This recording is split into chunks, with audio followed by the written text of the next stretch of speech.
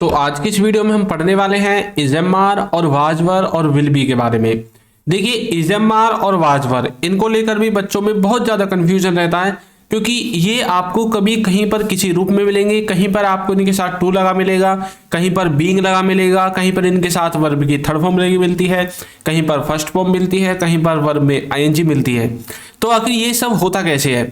तो चलिए वीडियो को स्टार्ट करते हैं। और आपका सिर्फ एक काम है कि आपको वीडियो को लास्ट तक देखना है और उसके बाद आपको इसमें कोई भी कंफ्यूजन नहीं रहेगा।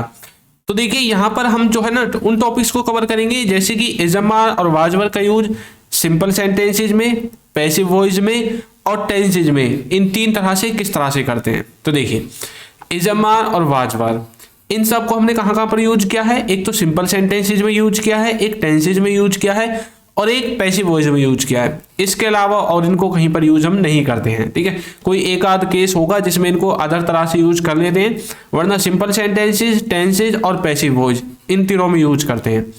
अब जो सिंपल सेंटेंसेज हैं और टेंसेज हैं और पैसिव वॉइस हैं, इन तीनों में अंतर क्या है?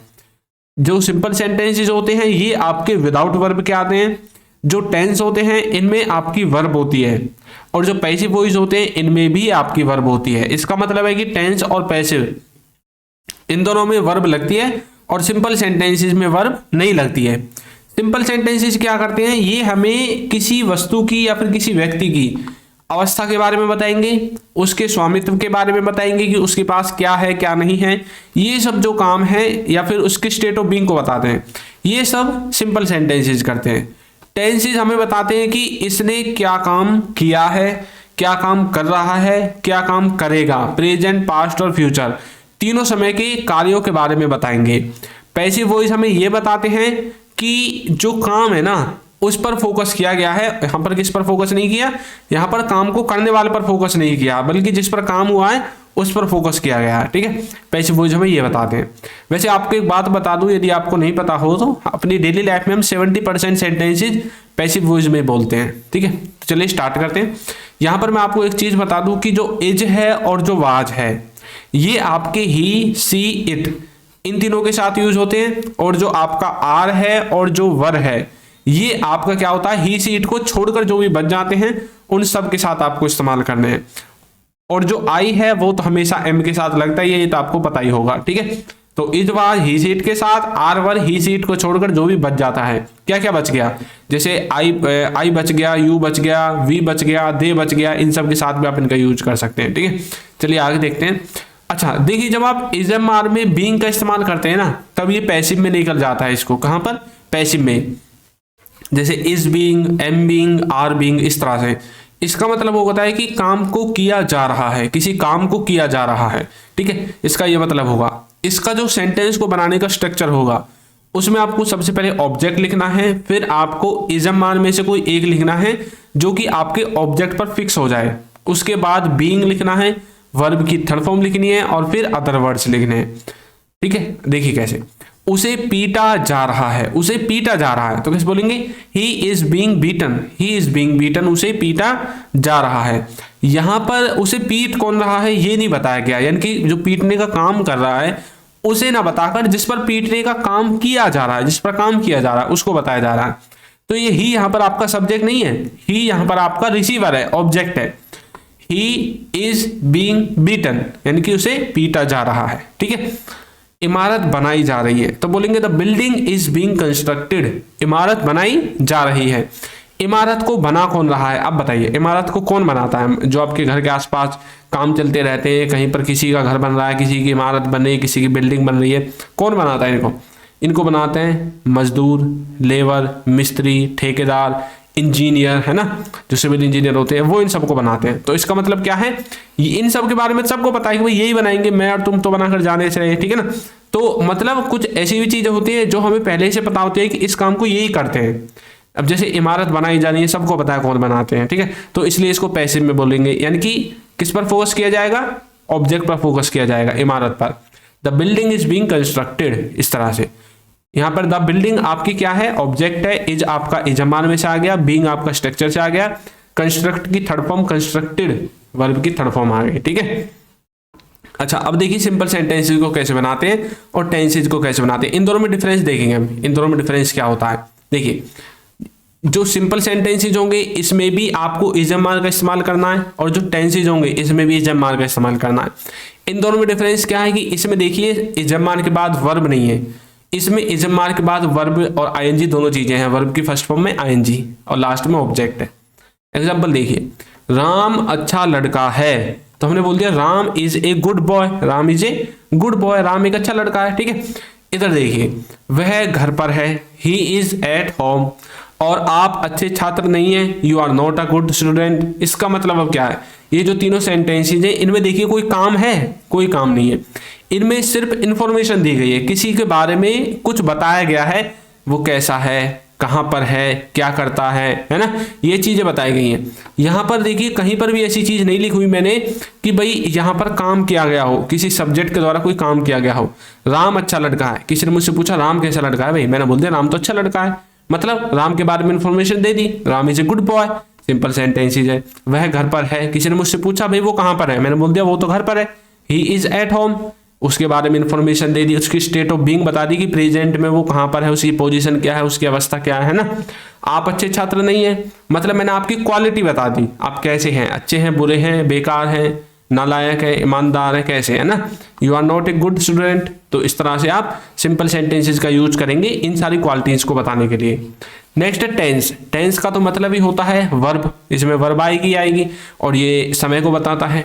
जैसे कि किसी ने मुझसे पूछा राम कहाँ पर है, मैंने बोल दिया राम तो खेल रहा है, राम खेल रहा है, तो बोलेंगे Ram is playing, Ram is playing, Ram खेल रहा है, ठीक है।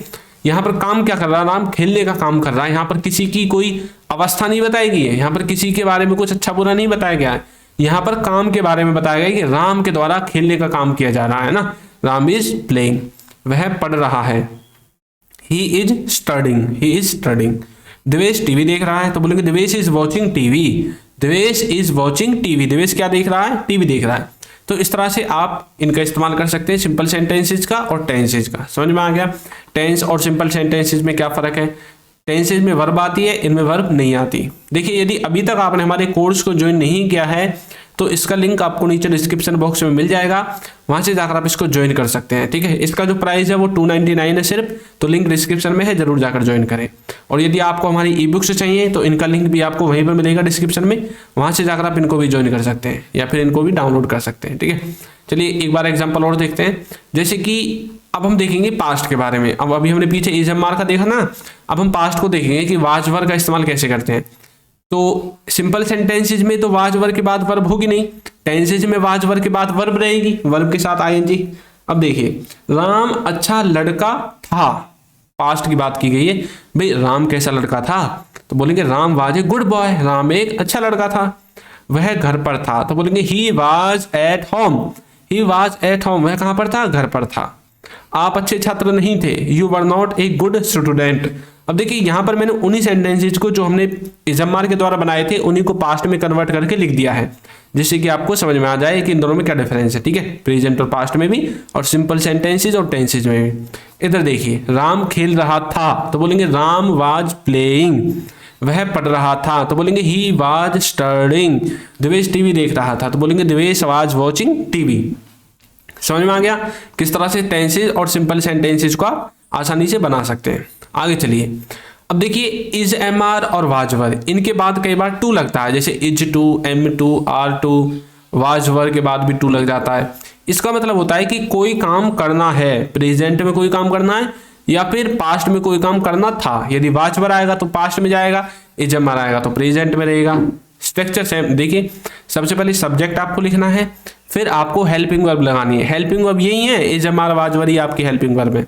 इनके बाद टू लगाना है जैसे कि ऊपर लिखा हुआ है, उसके बाद वर्ब की फर्स्ट फॉर्म और फिर ऑब्जेक्ट आएगा। जैसे कि मुझे जाना है तो बोलूंगा I am to go, I am to go, ठीक है। और यदि पास्ट में बोलना है मुझे जाना था तो कैसे बोलेंगे बताइए, अब वाज वर लगाना है, आई वाज टू गो, है ना।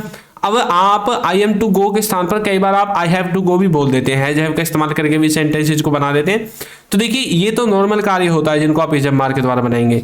जब आप हैज हैव के द्वारा बनाएंगे तो ये नॉर्मल नहीं होगा, ये आपका कंपल्सन को दिखाता है, मजबूरी को दिखाता है, ठीक है, कि आप मजबूर है जाने के लिए, इसलिए आपको जाना है। यू हैव टू गो या फिर आई हैव टू गो, ठीक है। अब जैसे हम यहाँ पर बोलेंगे उसे खेलना है तो बोलेंगे he is to play, he is to play.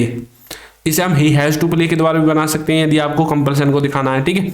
और यदि हम इसमें वाज वर्ब को लगाएंगे तो ये पास्ट में निकल जाएगा, ठीक है। जैसे ही वाज टू प्ले मतलब उसे खेलना था, इस तरह से, ठीक है।